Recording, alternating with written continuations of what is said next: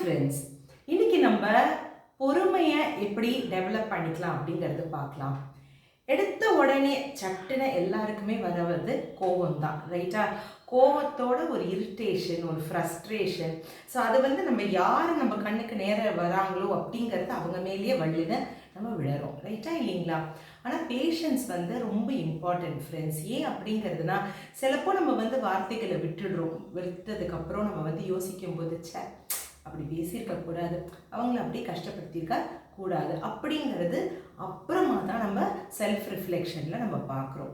So அந்த மாதிரி, அதாவது கோபம் வருது, அப்படி அந்த நேரத்தில் நம்ம எப்படி நடந்துக்கலாம் அப்படிங்கிறத பார்க்கலாம்.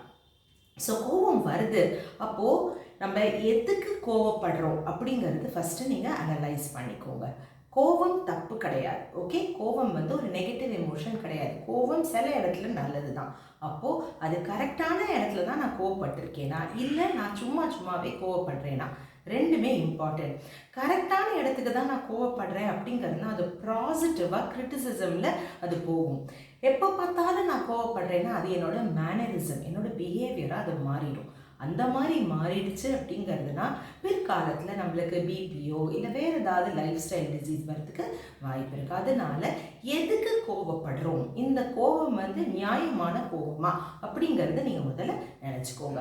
அப்படி நியாயம் இல்லை அப்படிங்கிறதுனா நம்ம பொறுமையை டெவலப் பண்ணிக்கிறோம். ஸோ எப்படி பொறுமையை டெவலப் பண்ணிக்கலாம் அப்படிங்கிறதுனா, அந்த கோபம் வர நேரத்தில் ஒரு நிமிஷம் நல்லா இழுத்து மூச்சு விட்டு வாங்கி எதுக்கு நான் இந்த சிச்சுவேஷனுக்கு ரியாக்ட் பண்ணுறேன் அப்படிங்கிறது புரிஞ்சுக்கோங்க.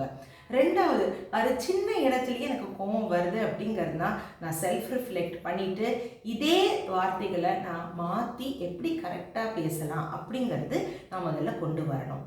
அப்படி பேசினா அந்த சைடு மக்களுக்கும் புரியும், அவங்களும் மாற்ற ரெடியாக இருப்பாங்க. ஸோ ரொம்ப முக்கியம் ஃப்ரெண்ட்ஸ், அதாவது அந்த கோபம் வர அந்த நேரம் அதுதான் ரொம்ப முக்கியம். ரெண்டாவது, நீங்கள் உங்களோட தாட்ஸை மாற்றிக்கலாம், உங்களோட மைண்ட் செட்டை நீங்கள் மாற்றிக்கலாம். ஸோ ஏதாவது கோபம் வருது அப்படிங்கிறதுனா அந்த கோபத்தில் சரி இப்போ நம்ம அதை பற்றி பேச வேண்டாம் அப்படிங்கிறத அந்த விஷயத்தை முழுங்கிட்டு நம்மளோட மைண்டை நம்ம வேறு ஏதாவது ஃபோக்கஸை நம்ம மாற்றிக்கலாம். இது பண்ணும்போது நம்ம இன்னும் கொஞ்சம், அதாவது அந்த விஷயத்தை இன்னும் கொஞ்சம் யோசித்து இதுக்கு கரெக்டான எப்படி அந்த சிச்சுவேஷனை நம்ம சால்வ் பண்ணலாம் அப்படிங்கிறது உங்களுக்கே நிறைய ஐடியாஸ் வரும். அது ரொம்ப இம்பார்ட்டண்ட். ஸோ இந்த மாதிரி நீங்கள் செய்யும்போது நீங்கள் கொஞ்சம் பொறுமையை நீங்கள் டெவலப் பண்ணிப்பீங்க. அது மட்டும் இல்லாமல் உங்களோட ரிலேஷன்ஷிப்பும் அப்போது ரொம்ப நல்லாயிருக்கும். நீங்களும் ட்ரை